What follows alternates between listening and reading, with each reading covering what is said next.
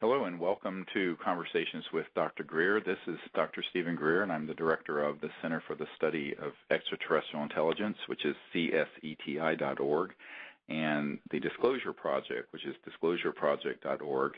And I'd like to thank the folks at the World Puja Network for hosting us every 2 weeks to give you an update on our projects and to discuss what is happening with our research and with our contact experiences with extraterrestrial intelligence and the effort to disclose the truth about ETs and UFOs to the world and to bring out the new sciences and technologies that can give humanity an entirely new civilization of abundance and social justice and peace for thousands of years. And today we're going to have a really great show because we're having again Emery Smith on the show with us, who is the founder and head of a biotech company who has been doing a lot of wonderful technical work and photography, and also is just an amazing person in terms of consciousness and remote viewing and contact with the ETs. And we're going to go through the experiences we had recently in the last couple of weeks up on Mount Shasta, which is a big volcanic mountain in Northern California, not too far from the Oregon border. And Mount Shasta, as many of you may know, is by many people considered one of the 7 chakras of Gaia, of Earth. It's a very interesting place. It has a long history of ET contact experiences that go back to Native American times and before. And there have been many years of contact that CSETI has had there at Mount Shasta. Our first trip there was in 1999. So this was, I believe, our 13th year or so there. And the first year we went, we were in a place there on the side of the volcano, and I did for the very first time one of the meditations that are part of the training program for contact that we have at disclosureproject.org, where I basically did a healing for Earth and for the entry of this age of enlightenment and transition into a time of interplanetary peace and contact and universal peace. And it was really focused on healing the Earth and transforming humanity. And at that instant, there was this massive triangular craft that moved over us and actually turned and signaled to us. And this was an object that is actually on a DVD that we have out with the new book, Contact Countdown the Transformation. There's a DVD that comes with it. And that book is at disclosureproject.org also. And in this DVD, of course, at that time we didn't have night scopes with our digital cameras. They were just regular old high 8 ones. But you can see this object kind of flip on its axis and move. And it was so large that it was seen from all the way from Vancouver down to Los Angeles because it was up in space, but it came over. And it turns out we were out there 5 nights that particular week, and we saw it 3 out of the 5 nights that it came over and interacted with us, as well as all sorts of other contact experiences there. So this is an area that we've gone to and returned to. This year we were at a house that had private land that was surrounded by the national forest, and it was a wonderful sight. I think everyone enjoyed being there. And so that's kind of the setting of where we were up on this hillside overlooking Mount Shasta and Shastina. So I'd like to welcome now Emery Smith to the show. Emery, thanks for being on. Yeah, no problem, Steve. Thanks for having me. Yeah, and you want to share some of the sort of sightings and photographs that you got this year. I think it'd be great for folks to hear about that because there were some amazing ones that occurred. Yes, absolutely. We had just, number one, amazing contact that was happening all night long throughout the CE5s that week. But within the first couple of days, we actually got some really good photographs of just some amazing things that were going on. There seemed to be a lot of contact actually behind us, Steve, that started throughout the week. And I do believe this is where the entrance point or a portal was opening where these ETs were coming through and other transdimensional objects. One I'd like to point out would be that blue, if you remember over by Hollis there was a blue type of light that came into the picture. And when we looked at it, it kind of had like skull features to it. But I'm not sure if it was an actual ET or maybe some sort of ET device, but it was a crystal clear picture. Right. And we did have that frame open for about 20 seconds when it came through. So that was one of the significant ones. Another one that we had was... Let me comment on that a little bit. Yeah. We'll do this back and forth with each one. Okay. What was happening during that particular event, we had done the meditation where we go into deep consciousness. I had done a Puja, which, of course, everyone aboard Puja Networks knows what a Puja is. And then we were doing a Vedic meditation. And we were in this expanded state and higher consciousness, remote viewing in consciousness, what I was seeing, a very large craft that was around us and above us, but was shifted faster than the speed of light. So we were having a lot of electromagnetic activity with these electronic detectors on site. And I then saw, a couple people saw this light come in to the circle that was by one of our team participants that Emery's referring to. And he was taking a photograph, and this, what appears to be some type of either being or it's very hard to tell. It really does look like some kind of upright being, but with beautiful blue colors, was there between two people, actually, as if they were integrating themselves in our circle, because we always sit in a circle while we're in these meditative states under the stars. And every night was just crystal clear, perfect weather. And around this time also, we had a number of sightings above us. There were some really beautiful blue-white craft that occurred throughout the week. And that night in particular, I remember seeing two, one of which was almost like a liquid golden ship. Right, golden.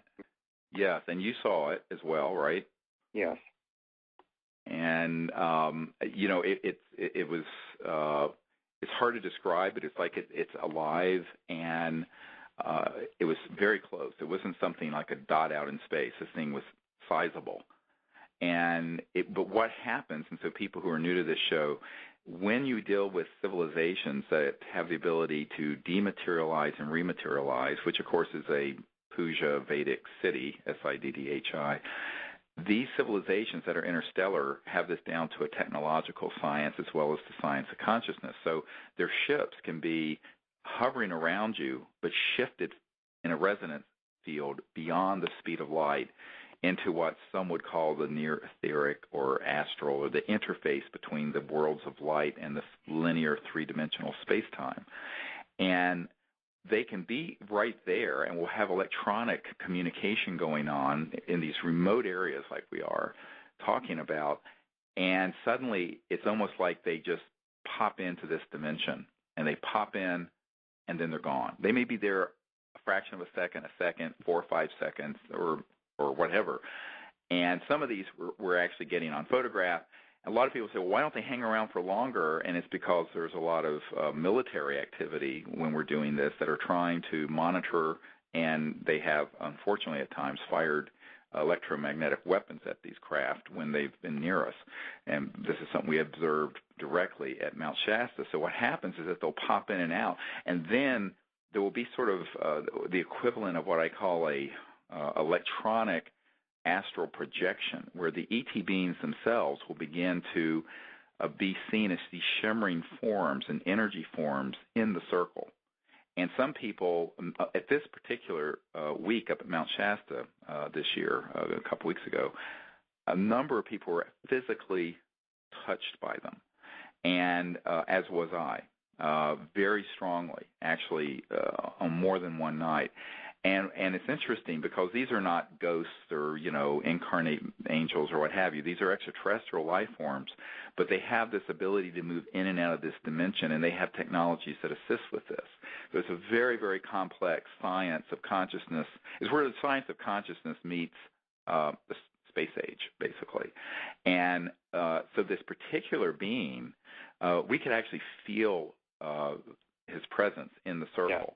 Right. And the consciousness of this being and the craft that I'm convinced this being came from, we had actually seen quickly materialize and dematerialize above us. And there are a number of people who were on the side of the circle looking up in that area who saw it. We haven't reviewed all the videotape to see how much of the videotape may have captured it. I know some of them got filmed. And it was very exciting because the instant that Emery took the picture of this vertical blue light that has this, what looks like a head and a skull in it and a being, he said, look at this. And what's wonderful is that there's a viewfinder on, he has a really excellent high-quality digital Nikon camera that, he'll call us over, so we look at it in real time. So there can be no question that this has kind of been photoshopped or, after the fact created. I mean, we see it within seconds of it occurring. And this particular picture is frankly amazing.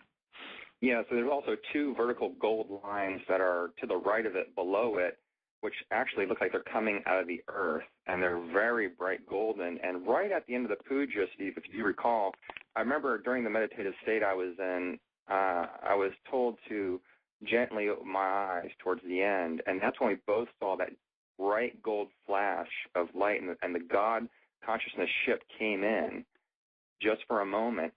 And with this gold light that we see from this being, I do think these are all related to that first night and that first time of contact for that first evening. Right. It did, and it set the tone of things that just kept happening every night, all week long for 6 nights. It was a beautiful experience. And the other thing that was happening is that there was very specific electronic communication through the detectors, and we're going to get into that in a moment.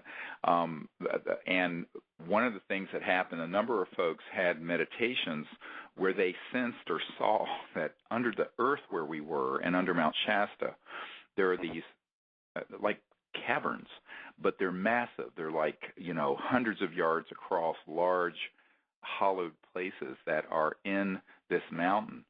And the very first night we were there, before the whole group gathered, that Saturday night, Dr. Bravo and I were out on the deck of this house, and we looked, and here were these brilliant white ships that were like light ships coming out of the volcano in an area that was sheer vertical glacial. I mean, there was no question it wasn't a man-made source, and it was from the mountain, and it would interact with us.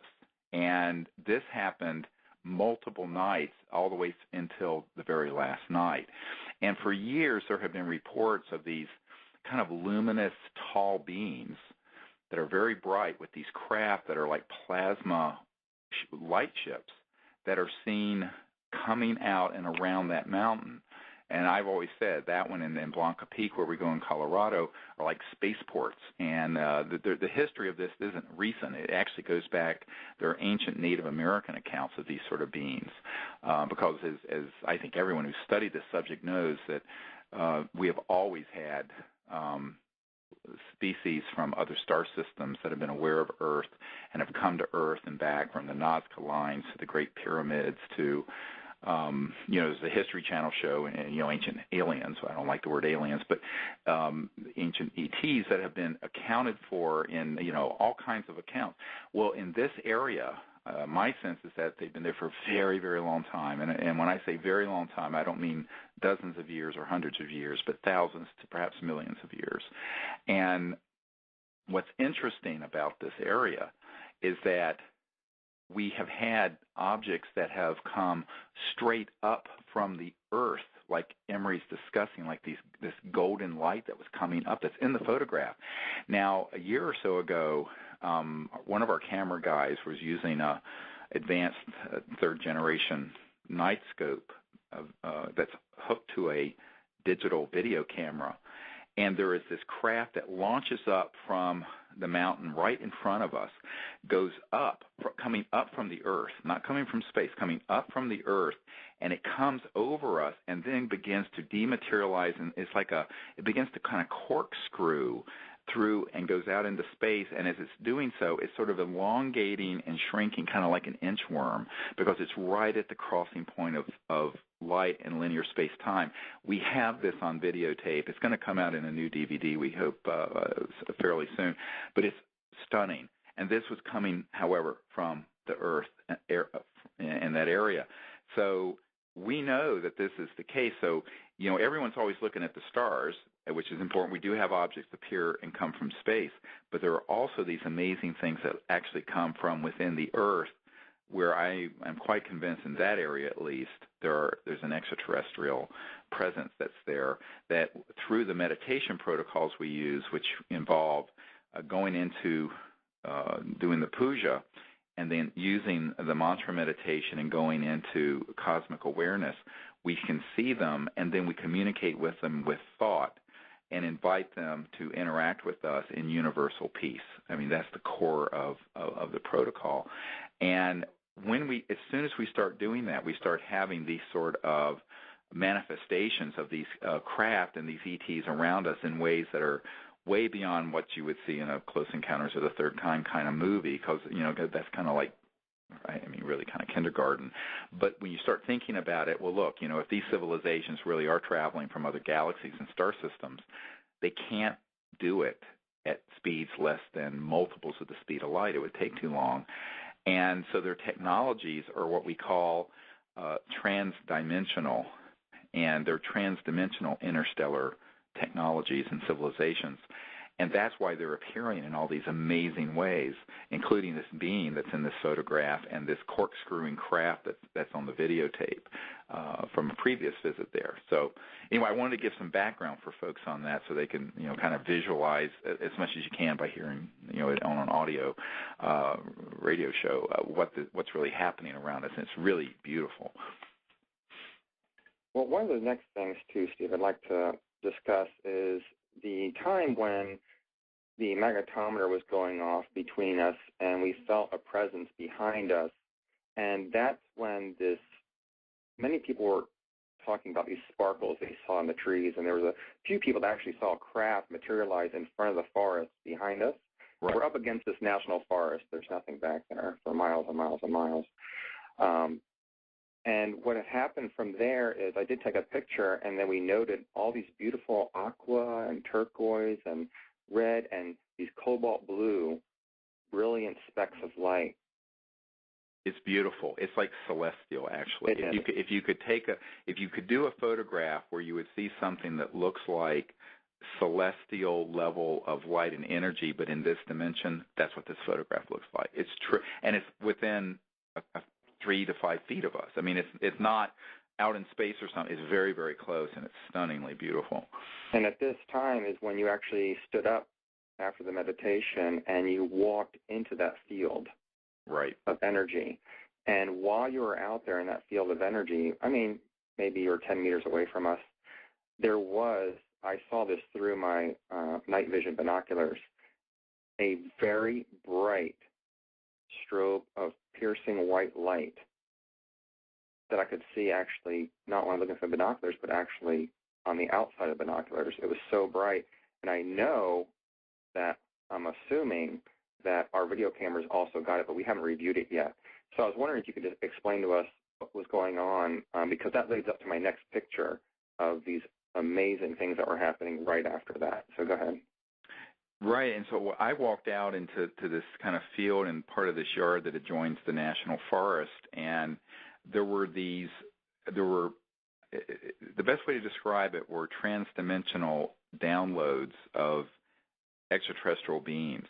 We, in meditation, actually heard them walking behind us, and multiple people on our part of the circle, our side of the circle, were touched on the head, on the shoulder, what have you, by these beings. I know one person was kind of like, wow, these are actually here. So when I was walking out there, what I was doing, I put my hands, my palms out, and I'm sort of creating a triangle of energy from my two hands and my third eye, and sending love and welcome to these civilizations. And as I was doing this, I saw one of these very senior and highly enlightened interstellar ambassadors there. And this brilliant flash that Emery's referring to, I saw, and it was just all around me.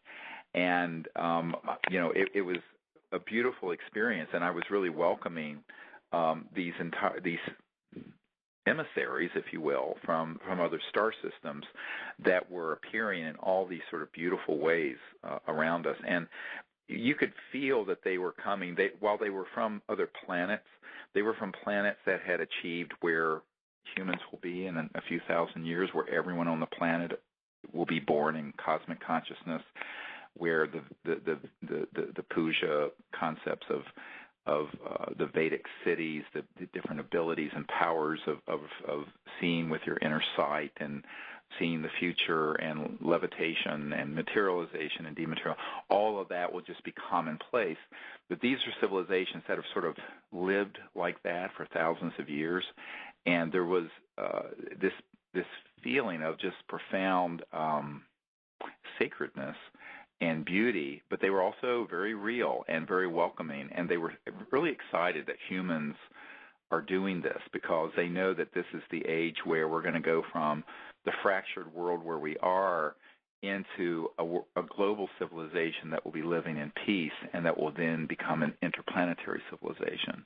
And that, in the next few hundred years, all these planets are going to be united, and it'll just be an open contact. Of course, we're not there yet, but this is what's emerging, and we're sort of pioneering that effort right now. And it's a beautiful experience because when you actually have these beings around you, you can feel the profound, almost divine level of awareness and love and celestial level of intelligence and brilliant intelligence. I was always struck that from the very first time we were at Mount Shasta and several people on our team saw this brilliant, bright white object and light come from the volcano that shone right into our group. It wasn't just light like you see from a headlight or, something. It was light that had within it intelligence, consciousness, brilliance. And it was not just physical, it was also conscious. And what we've learned is that their spacecraft and even their technologies have an integration. They have, if you will, artificial intelligence or intelligence so developed that even their spacecraft are living bio-nano machines that are conscious and awake. And that's what was there as I walked out in this field and was making contact and welcoming them and then inviting them to come back. And so I sort of invited them to come back, and I was told, gosh, we really need to all now, because people kind of up standing around, we need to all sit down and meditate and go into that deep cosmic awareness together. And then you took this amazing photograph. Yes, I have a remote control, so I can set the camera up anywhere and from a distance push the button, and it takes a picture, and that also helps reduce distortion in pictures.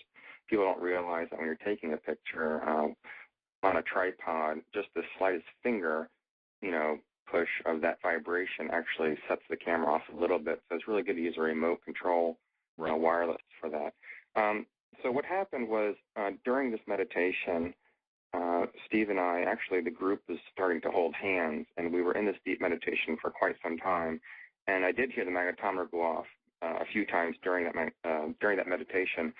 And what I was experiencing was these ETs that Steve invited back to the circle actually came into the circle and were looking at people's energies and their DNA. And myself, what I felt, Steve, was that giant Arcturan ET was back once again behind us, kind of orchestrating these other ETs and the other civilizations, because there was many civilizations there, not just one, but many. Right. Yes, many civilizations were there, and they were all orchestrating this. And I felt within me the ETs actually working on me.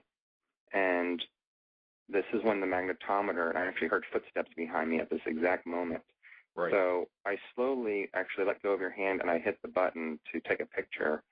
And towards the end of the meditation, we came out of that, and I looked immediately at the picture, and there were these beautiful violet lavender orbs, if you would, that were covering. One was on Steve's heart, and the other one was consolidated mostly to my throat chakra, but it actually went down the sides of my thorax, down right to my solar plexus. And down your arms as well. Right, down my arms as well, and also what I would call the root chakra, down by the groin area. Right. And these are very clear pictures. You can see the leaves on the trees behind us. Right. Okay. Oh, yes. Yeah, so these are not like distorted pictures where it's like, oh, maybe it's just a blur or something. These are something. Number one, I've never even seen this color on my Nikon ever in my life. It's such this color, I can't even explain it. I mean, it's just like some fluorescent, iridescent, lavender, violet, fuchsia mixed color. I mean, I can't even explain it, Steve. I mean, maybe you could explain it better than that. No, that's good. I mean, it is. It's like a color you couldn't make up or mix up at completely Sherwin celestial. Williams. It's a celestial color that I can't even explain it. But to the right now of you, Steve, behind you, what was magnificent was this green light. Right. That looks like right off your shoulder or behind you a ways, that's shooting up into the air. Now, there's no one that had lasers on through that whole meditation whatsoever. Right. And the angle that this is actually coming in at is actually coming from space. Right. It is coming from space, correct. I felt like it was coming down from space to right above me, behind my shoulder. Yeah, if you look at the picture. Yeah, the picture actually shows that its trajectory would have actually, it's a perfect trajectory. I already told you this, but I analyzed it. The trajectory of this light intersects with the violet orb on your heart. Right, correct.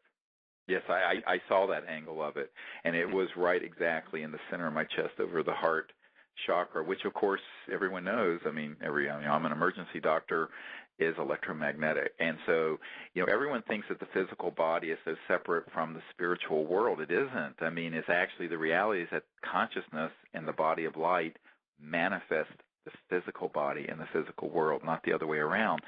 And this is something that is a whole new understanding of how, sort of the cosmology, if you will, is organized. And they're doing this kind of contact at that level. What's amazing is that here's a camera that has this crystal clear photograph of these things either on us or within inches or feet of us.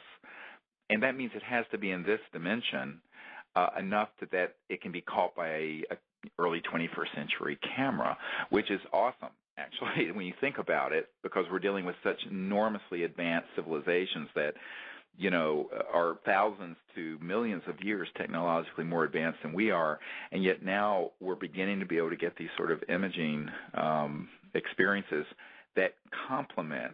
They don't override. They're not more important than, but they complement the experiences we're having in thought and in consciousness and in our light bodies as we're having contact with these physical ETs that then are appearing in all these amazingly beautiful and mysterious ways. Yes, Steve. I don't know if you want to go into the experience that you were having at that moment.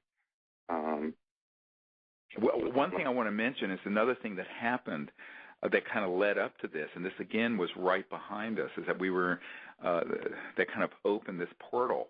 Mm-hmm. I don't know if you remember, Emery, there was this, almost everyone on our side of the circle, in the air right behind where you and I were, was this strange transdimensional, like a snap. It was like, it was almost like, it was like a snap. Mm-hmm. It wasn't up in the wood. It was like with a foot behind us, yes, and in the air. And it was almost like there was this trans-dimensional portal that opened into three-dimensional space-time from these other dimensions that interstellar civilizations traverse as they go from one star system to another. But it was clear they were right there, and it was quite audible. I'm pretty sure we have some really good digital audio equipment that I, in all likelihood, did pick this up. And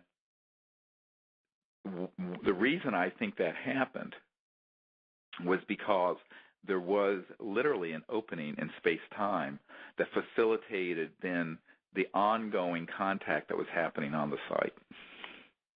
Yeah, it was right after that snap that we had some of the most amazing contact come into place for that evening, and that's when we went into meditation as well. But I heard that snap crystal clear, loud, and I think most of the people on our side of the circle heard it. And another thing with these things is they are very directional. The light and the sound is very directional. We could be in meditation, wake up in a meditation, and see a burst of light somewhere, and maybe only one person or two people will see that because the light is just for them. very directional, and it comes out. Same thing with these sounds. I've heard, there's many times where I haven't heard a thing, but someone right next to me have heard it, clear as a bell. Right. So, right. So that, just also what Steve was talking about, the lighting too, when these things are in this dimension, for us to catch anything on there means they have crossed into this dimension and they're emitting some sort of photon, some sort of photonic light that the camera sensors are picking up, or else we would not get anything at all. One of the things that I acquired was a new infrared lens cover, which this lens cover basically filters out everything except for infrared light. And it's something you use during the daytime. And some of the pictures that I took of the site where we're actually going to do the CE5 during the day had these bright lights 3 feet off the ground. Right. And remember that. one of them was actually right over your bedroom. And this is, we're talking at noontime during the day at high sun. So there's things that the human eye just cannot see, and with special lens and filters, we are starting to be able to pick up these different wavelengths that are out there. Yeah, and I tell people finally there's some technologies that are beginning to get a glimmer of this, but where you really see things is when you're able to go into that beautiful state of calm, clear awareness, and then have your inner sight open, where you're seeing with that inner vision and celestial vision, and then you see the whole thing. You see the craft that are there. You see the ET beings that are there. And the whatever we're able to pick up electromagnetically or with cameras or these detectors, it really is just a faint intimation, I should say, of what's really happening, but also your physical body, your mind-body complex. I will literally, while this was happening, I was having an electrification effect all the way up my chakras and over the hemispheres of my head, and having this really beautiful experience inside where I was seeing these beings and seeing the kind of work they were doing with humanity to open up and unlock within us. And it wasn't for me. It was kind of like all of us are plugged into each other through the sort of the human unconscious and the collective consciousness. The potential to open up to these higher dimensions of spiritual perception, transdimensional concepts, and higher states of awareness, and that this is actually something that's potentiated by unlocking aspects of our light bodies and how they interface with the physical body. In other words, there's a light body, physical body interface, and that is happening at that level of energy and even at the level of, if you will, the sort of blueprint within the light body that interfaces with the genetic effect. And we had this, there's a device that Emery mentioned a moment ago called a magnetometer, and that's just a big long word that says it's a meter that picks up the magnetic field change or flux that's in an area. So, for example, when you turn it on, it has a little kind of like rheostat button where you set it to where it's basically at the baseline of whatever the magnetic field is wherever you are, whether you're out in the country or in a house or what have you. And then if you move towards, say, a refrigerator or a television, it'll go off increasingly as you get close to it. And it picks up that magnetic field shifting because of electromagnetism, which is electricity and all kinds of other things. But what we have found is these devices, although they're kind of crude 20th century era stuff, actually are amazing because the extraterrestrial people we're in touch with have begun to use them to communicate and to at least, in a sense, confirm contact that's happening on a level that's beyond the speed of light and beyond linear space-time and the physical three dimensions. So one of the things that and we talked about this on another show recently, and someone wrote in and said, well, gosh, could this be some of these signals, because we played them on one show recently. You may have listened to them in the archives of the World Puja Network. And someone said, well, gee, might this be a interference from cell phone or something? And the answer is absolutely not. Number one, all cell phones are turned off. Number two, what I do with this magnetometer and also with the other electronic devices we have, is I go around the circle before and after these contact events happened, including after, just to be sure. And I go around literally above each person's head all the way down to the ground and around the whole circle, inside the circle and outside the circle, to see that it's still at baseline. And it is. It's completely silent and at baseline. Even to get it to signal at all with the equipment that's there, I literally have to almost touch the video camera or touch an audio recording system for it to begin to even signal at all. When this contact was happening, which we'll talk about in a moment, there were no such devices that are man-made on us or near us, and it was not the signal that you would get from one of those anyway. It was literally a melodic and complex communication, and when we stood up, Emery and I faced each other, and it turns out at the sort of the base Kundalini chakra going up, there was this emerging pulse.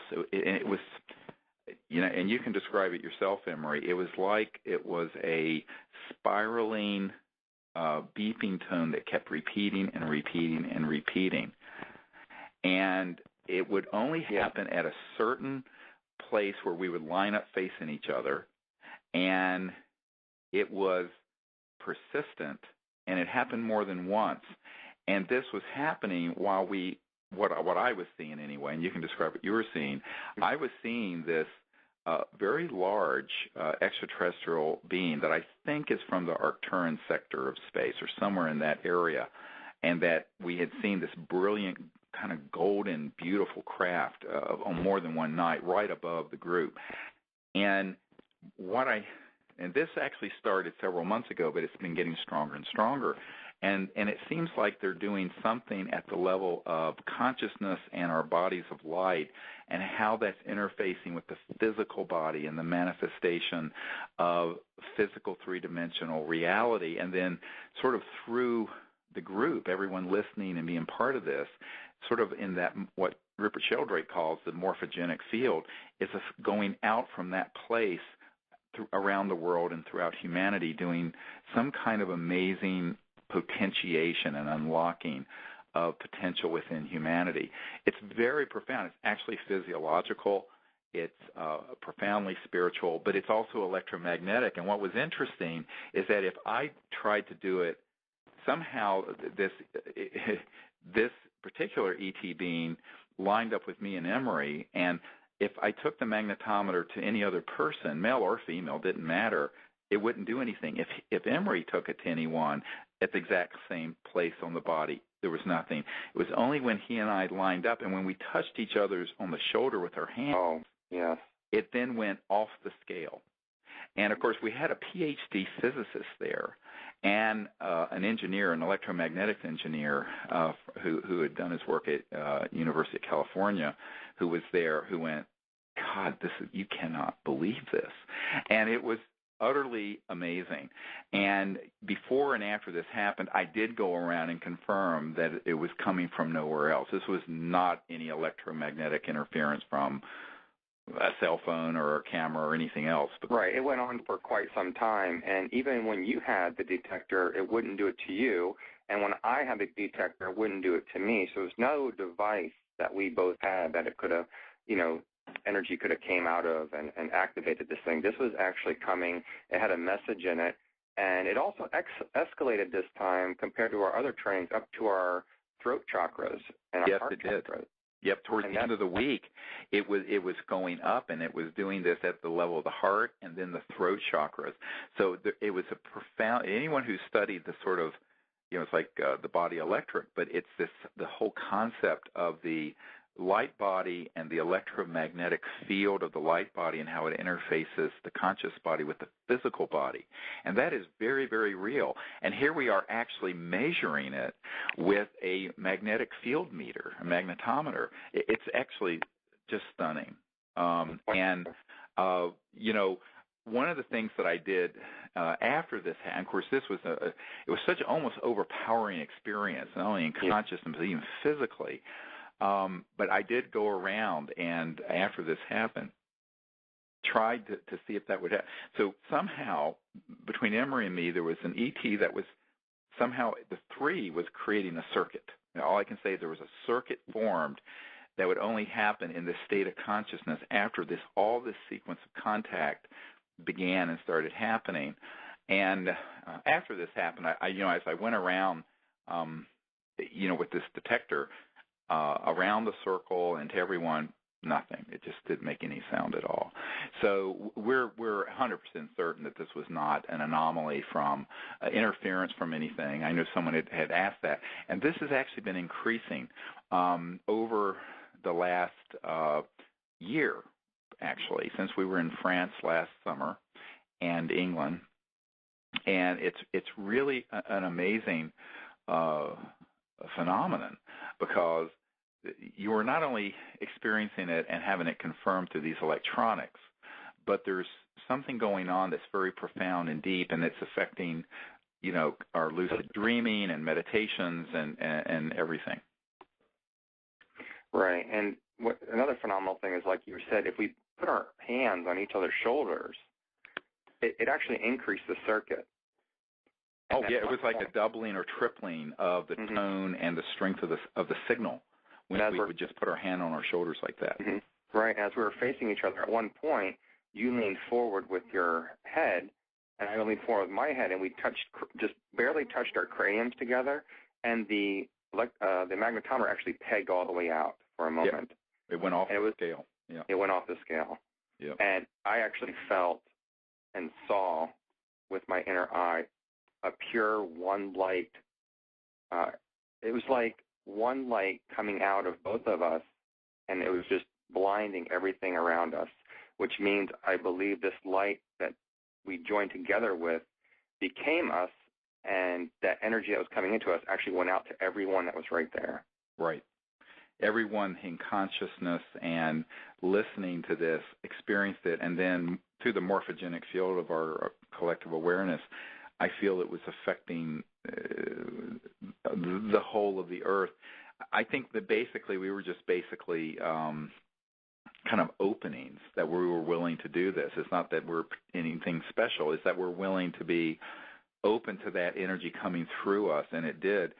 And the electromagnetic meters that are indicating this is really just something that confirms it for other folks. But where the action's really happening is at this deep, deep level of cosmic consciousness, where the cosmic consciousness and these ET beings that are doing all kinds of mysterious things to help advance the situation on this planet, then connect through the bodies of light and then into the physical three dimensions.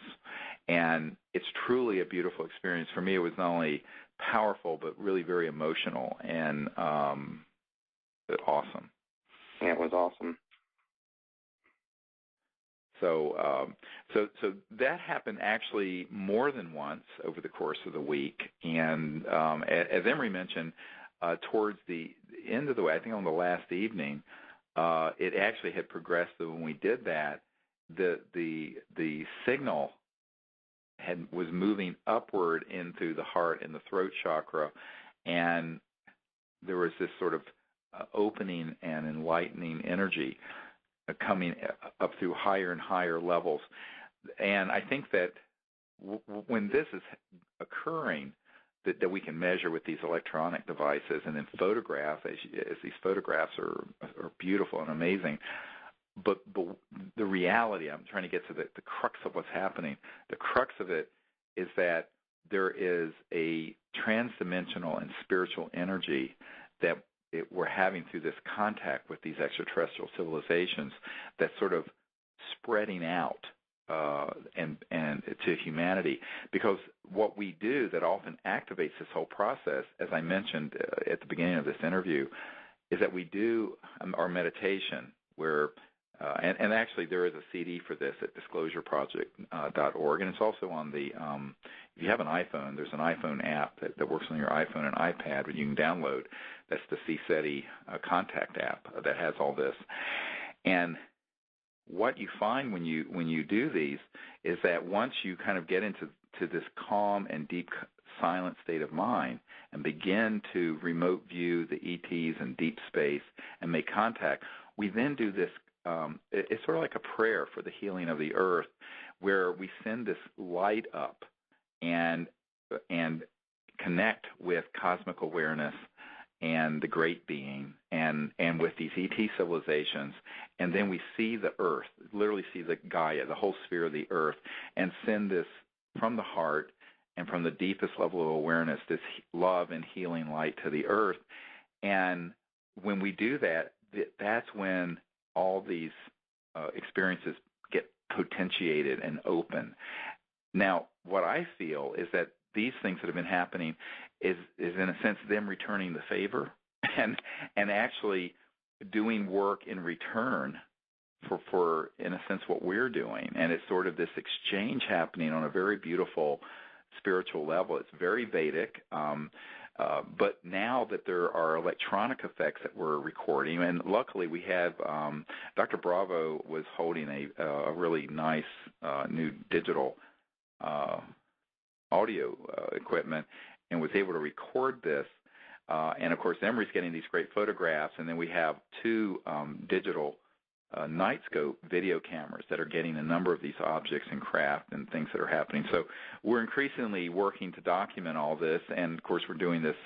Everyone has their day jobs, and they're doing it in their spare time. So we hope, in the next few months to get another edition of this book out. With the one that's out now is Contact, Countdown to Transformation, that has a DVD that has some of these. But in the last 2 years since that book came out, we've had probably a tripling of the number of images and documented events that we hope to get out to the public.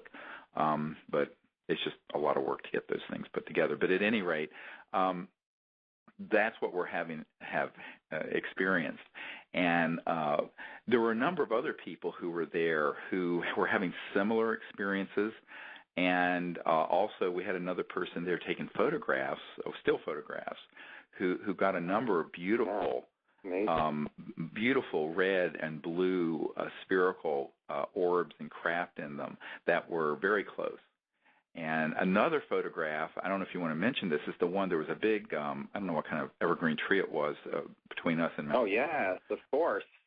We had a lot of action was happening over and towards that area, and that tree. Many people throughout the training have seen amazing things by this very tall tree. It's one of the tallest trees in the, what direction was that, north? Northeast, yeah. Northeast, right. And at one point, I actually had my shutter open when someone said they had seen a craft in the tree. Right. And sure enough, on my camera, immediately after the shutter closed, was this, it's very hard to explain, but what it looks like is kind of a square, bright object with actually like a six-legged, kind of like what an ant would look like. It has these things coming out of it on the bottom, if you do recall. Do you recall, Steve? Yeah, I do, yeah. Yeah, and it's a very beautiful thing. It actually has antenna on it as well. Now, this is about the size of 2 inches at arm's length, and this tree is probably about 50 yards away. Right. So it was a very bright object that flashed in, and we've seen flashes coming out of this tree all night long. And this is one of those flashes.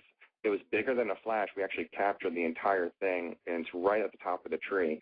And it's probably going to be in the book, I'm sure, or on the website soon. Yeah. So you guys can look at it. Yeah, it's beautiful. It's sort of a golden color, too, kind of golden white color. Right. Golden. It starts with a white center, and it's a golden around the edges. And to the back, it looks like a bird tail with just how a bird tail flares out and flanges out. Yeah, and that is actually pure red. And on the bottom of it, it has like all these little sticks coming out of it. Like I said, looks like ants' feet, but they're metallic. They're actually not.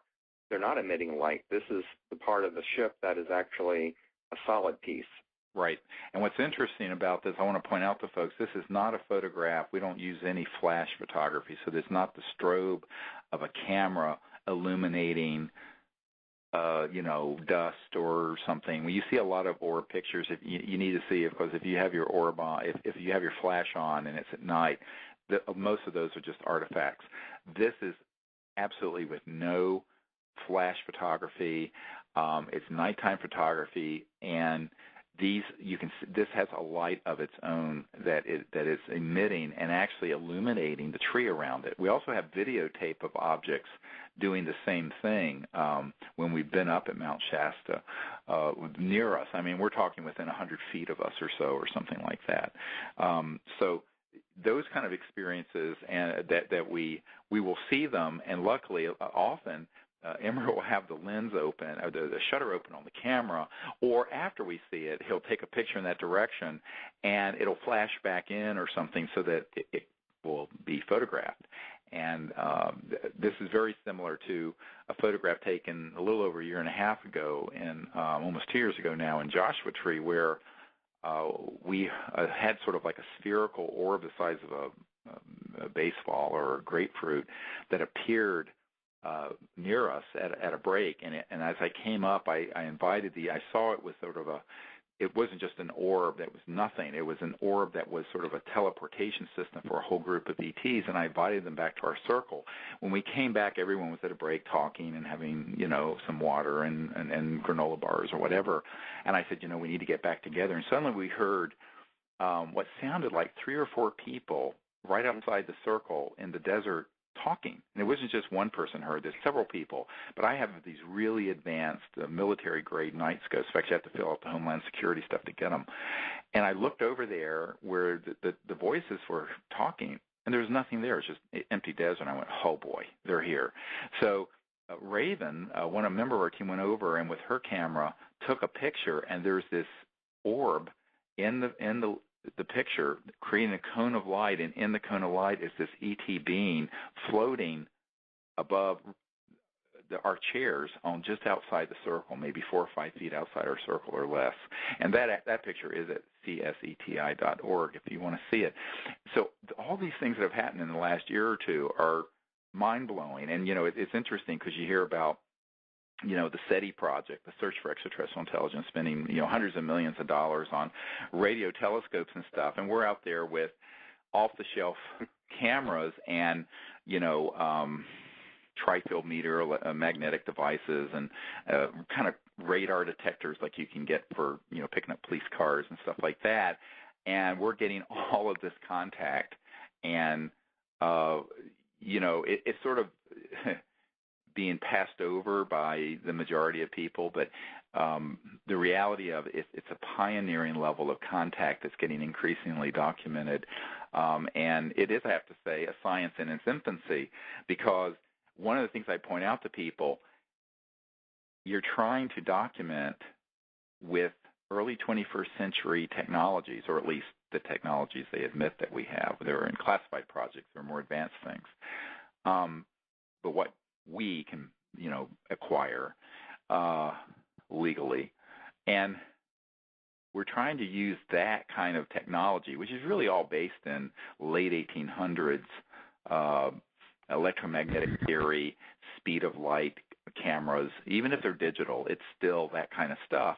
But we're trying to document the presence and contact of interstellar civilizations that are around us doing things, but whose technologies are thousands to millions of years more advanced, who travel faster than the speed of light and go dematerialize and go into the conscious astral energy field as easily as you and I pick up a cell phone and talk. But I remind people that if you were to go back 200 years and go over here down the road from where I am and visit Thomas Jefferson and show them an iPhone, he would think you absolutely were some kind of a warlock, or it would be unimaginable science and technology, and that's 200 years.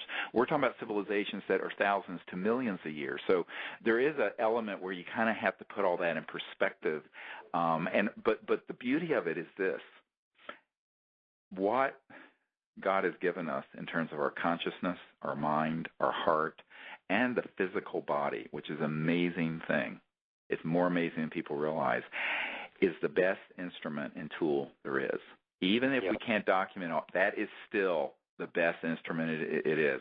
It's more important than an electronic meter. It's more important than a photograph. And even if our science and technology isn't there yet, it will be someday. It doesn't stop us from using it, nor did it stop the ancient people and native people of America or Africa or India or the Himalayas who had contact with those people in the Vimanas they talk about in the Vedas. And so I want to remind people that the central thing here is understanding consciousness, understanding the Vedas, understanding cosmic awareness, experiencing it, and then practicing these techniques, because everyone can do this. I mean, every awake human being can become awake and in a higher state of consciousness, develop these abilities, and have this kind of contact. It is not anything esoteric in a sense. The only reason it's esoteric is because our society has been closed off and miseducated on these things. But that's the whole point of this age of enlightenment that's coming, is that all this, the science of consciousness, will be the central science of the next millennium. I have no doubt about that. And so that's what we're experiencing and exploring. And those of you who want to join us, we are going to be doing a week in the Southern California desert, a really remote place that's going to be amazing, 700,000-acre wilderness. And we're going to be doing that in October. The information for that is at CSETI.org. So if you want to join us for that week, I think there may be still a couple of places open for that. And we're going to spend a whole week out there making contact and using these protocols of what we call the Close Encounters of the Fifth Kind initiative, where the fifth kind being where we cooperate with and initiate contact with these civilizations. The philosophy of it is that they're here. There's abundant evidence at disclosureproject.org to prove they're here, but we need to create a group of ambassadors and who are enlightened, who understand transdimensional higher states of consciousness and how these extraterrestrial civilizations are going to interact with humans and become, in their own area, ambassadors. And so now we have thousands of people who are doing this all over the world. We actually have a guy on our team, Costa, who coordinates, and like this a couple weeks ago, there was a Saturday night where people all over, there were like, 80 or 100 teams all over the world that at the same time were doing these meditations and contact, and there were some amazing sightings and experiences that came in and reports. And so, if you want to be part of all that, just, be in touch with us, and it's an exciting development, because I think the more that people do this and understand it, the more it will shift awareness away from the concept of sort of an us versus them reality into the understanding that it's one universe that's conscious. It's a quantum conscious hologram that's awake and conscious, and that we can plug into that and be part of that and then create a whole new world, a whole new civilization on this planet, and that this age of enlightenment and transformation is here, and that all the craziness going on in the world at some point is going to just, that'll be it, and it'll fade out, and we're going to find ourselves at this opening of a whole new civilization, not only in terms of the technologies that will be running the planet that won't be fossil fuel, but will be new energy and free energy and anti-gravity technologies, but the consciousness behind it will be this level of awareness, and that's what's exciting and kind of keeps all of us going. So it's a wonderful experience, and I hope some of you who are listening who want to can join us, or at least get the iPhone app. Or if you don't have an iPhone, there's an entire training program that you can get at disclosureproject.org. So I'd like to thank you, Emery, for your sharing and for your awesome skill as someone to take all these photographs and make contact with us. Oh, you're very welcome, Steve. Thanks for having me again. Oh, it's been great. And I'd like to thank the folks at the World Puja Network for hosting us. And until next time, keep looking up, and God bless.